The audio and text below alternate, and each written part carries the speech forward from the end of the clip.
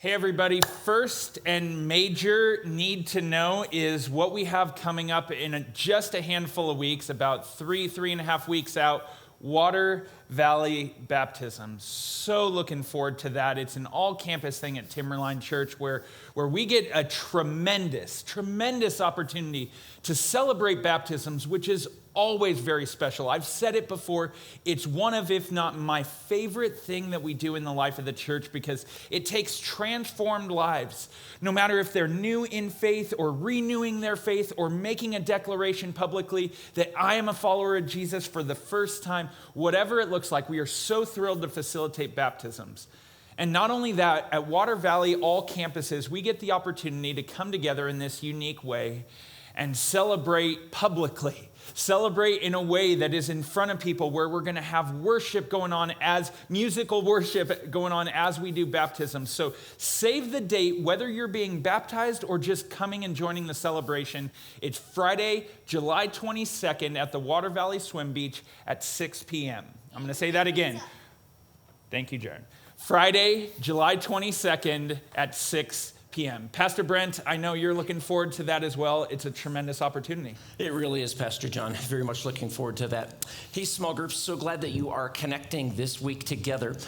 This week is week 2 in our series looking at the nature of God through nature itself. And last week, Pastor Foth had a very broad perspective. He was looking at the cosmos. And this weekend, we narrowed in a lot, and specifically, we were just going to be obedient to Jesus' command when he said, consider the birds of the air.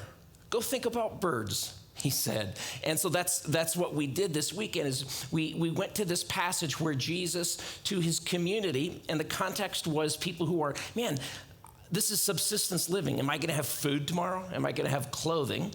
And he said, you know what, turn your attention to the birds of the air, something very small and minor. He said, if God takes care of them, how much more will he take care of you? And then we kind of mapped that onto this story that Jesus told of a father who had 2 sons. We oftentimes call it the story of the prodigal son. And I proposed even a different title for that. But we looked at the kindness of God. That God is a God who sees us where we are. He's a God who calls us home. And so I guess a couple things that I would be interested in you guys exploring. Number one is, what are any other observations that you might make about this idea of God calling our attention to how he cares for the creatures who aren't his imagers like we are? And then secondly, can you think of any other animals in Scripture that authors call our attention to? I'll give you a hint. One of them are ants in the book of Proverbs. And how is it that the authors are calling us to reflect on that as we think about even just our own roles as imagers of God?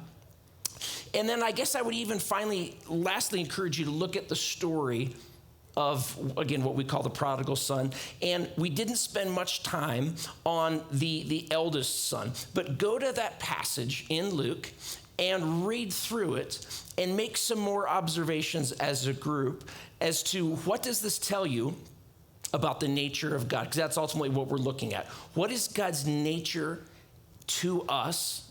How is he geared toward us? And what does it tell us about how we view him? So, hey, I hope you guys have a great discussion, great rest of your weekend, and thanks for getting together again.